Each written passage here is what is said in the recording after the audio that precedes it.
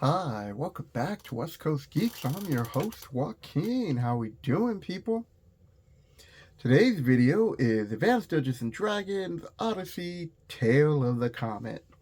And as you can see here, it's Dungeons & Dragons meets Western. So, Tale of the Comet. It's going to be a short little review. My group, we're all on vacation right now from gaming, and I'm kind of like taking a little break from making videos, even though I'm making this short video. I'm actually working out what I want to do for Keep on the Borderland. My group, we're currently playing through that. And so I was looking through some of these old modules that I have because I started playing back in 1980 when I was 8 years old. And then a year later, I became a DM at around the age of 9. And so I thought I would just, go back and look through some adventures right here where I thought were interesting at the time, but now I look back at it, they just fell a little short. So, Tale of the Comet is riding off the coattails of Expedition into Barrier's Peak, a very famous module, part of the S3 series. This is a sci-fi dealing with invaders from a distant world. I got my little note just while I'm looking down. D&D versus Death Machine that threaten to overwhelm all organic life. Basically, it sounds like, Swords and Sorcerer meets the Terminator. So, let's just take a quick look at this book. So, first off, I gotta say, I really do miss box sets. And the reason why I miss box sets because of the maps. So this came with 3 books, and the first book deals with like the weapons and the rules with magic, and just basically prepping the DM what kind of equipment to damage all of these alien technology uses. And so it's very similar to S3 Expedition to Barrier Peaks at that point. And I'll give you my final grade on this. I want to say I only played through it once as a DM, and the third option, which we're going to get into, my group decided not to because they were just like, okay, cool, we kicked the aliens' butt, but basically you're kicking the Terminator's butt. The adventure premise is that this ship crash lands, and you have to deal with, instead of aliens, you're helping the aliens against these death machines. And so sorry, I'm still getting over this cold too. That's the other reason why I've been kind of like laying low on video on videos. The other thing I liked about these is that now they just put everything into their little books, and yeah, it comes all together, but you don't get these like handouts like you did with the Curse of Strahd. I can't remember what the title of it, but it's like the vampire box one. That was really cool. I enjoyed that, going back to old school, having a box set. And so let's just take a real quick look at these handouts. Okay, so as you see right here, they have like master equipment charts. They also go into like little handouts for like player characters and what spell effects they have. But actually, you shouldn't give them that. As a DM, you should kind of hold back on that. Let them discover it for their own. They have some cool little maps here that explain, one of them's like the ship and other locations. And then they have the field grade, the field cold generator. So I think no, that's right. Okay, and I was thinking about one of the other maps. So they also have some cool maps. And so they give you this poster, and you don't get to see the top half, but there's like Firestorm, Drone Fighter, Assimilator, Spider Drone, Death Strike, Annihilator. And these are the machines that are trying to kill you. And I was like, okay, this is cool. My group was kind of into it, with all these machines coming, and they're like, we had a druid in the party, I believe, and was like busting out heat metal spells and doing other things, but I can't remember if that really worked that well. Um, there were they were using acid, like, they were being creative on the damage that they were doing to these. And then they did love when they got into the blasters. And like all box sets of these days, they also had like maps. And so they have the Paradise Lake region. Then there's the Paradise Lake region where you get to see the right here, like the artwork of it. This is where they give you the Aston Point. That's the village. And here's where you're up in the mountain ranges. So they give you the elevation. So I think it's pretty cool, lets you know that you're really high up there.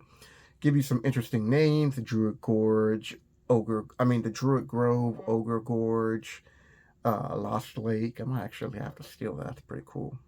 And so let's check out the second.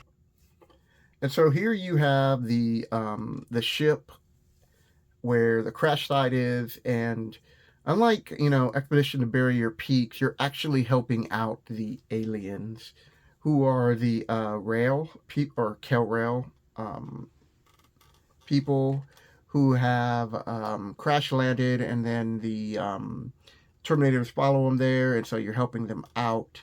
And then you also get an option to actually go back to their home world and fight it, like Terminator style. And so that's where my party was just like, okay, it was fun, it was cool.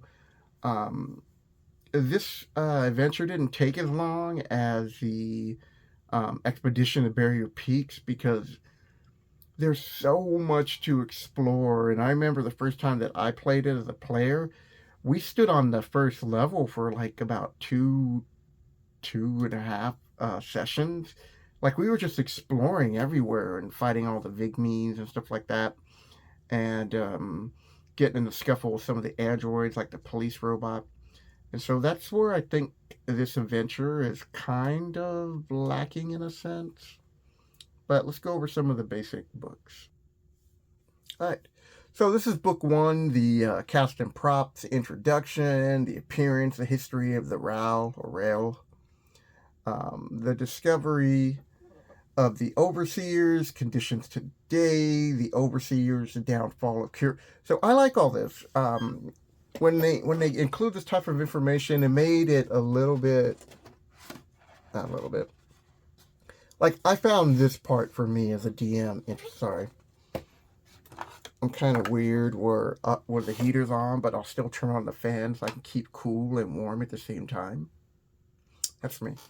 The other thing they have on there is like the equipment and the magical technology, and magic versus technology and technologies of the Overseers. And that's who you guys are fighting. The Overseers are the robots who are trying to annihilate life. Think Terminators, think Ultron. So you read this as a DM, you're getting your group prepped. And so basically, regardless of where your group is, it could be the tavern, they could be somewhere, they're going to hear about this crash. I think there are some rules in here too. It's been a while. I kind of like just flipped through it just to remember what I read, like, I don't know, like 30 years ago, practically, maybe 35, somewhere around there. I'm old people. And I was looking through this and I was like, this is pretty cool. You know, if you have a lot of sci-fi players who are into also playing fantasy, which most are, they kind of overlap on each other.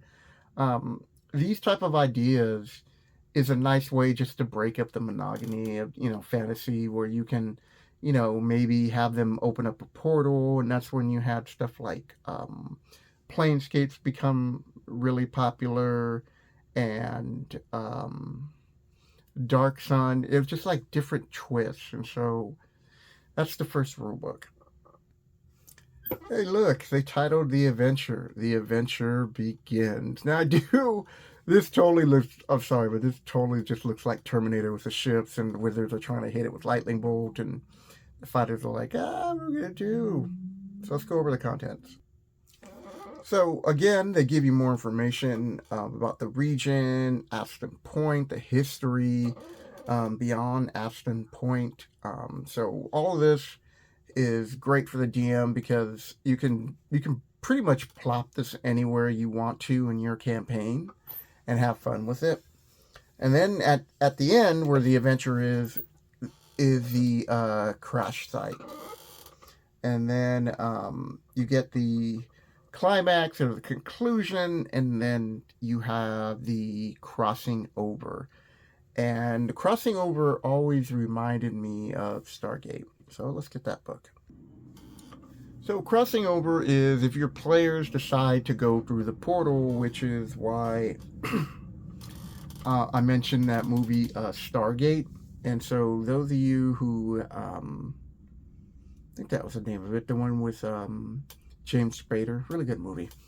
And so if you wanted to go in there, you would help them definitely Terminator theme, where you're part of the resistance and you're just trying to help the civilization from they refer to as the overseers. And so they give you the rules for that and the adventure. And like I said, my group never got into that. And so I kind of, we had some good times and some fun with this adventure. I'm not going to knock it and just say don't buy it or don't look into it.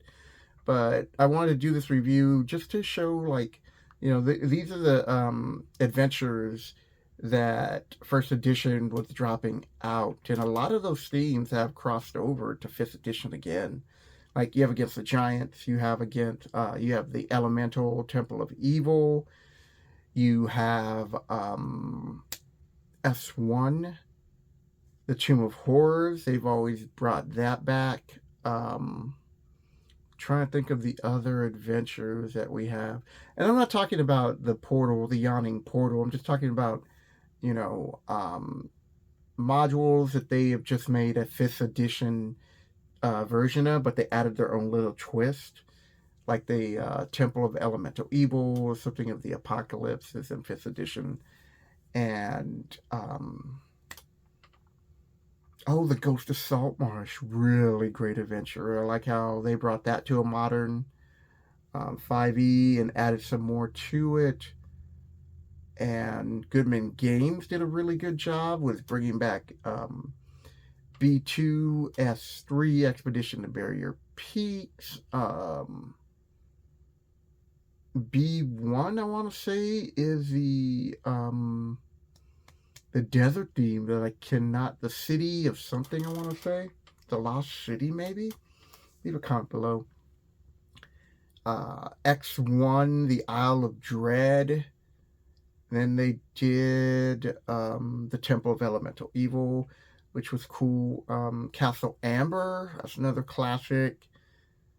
And I think that was it. Hold on a second.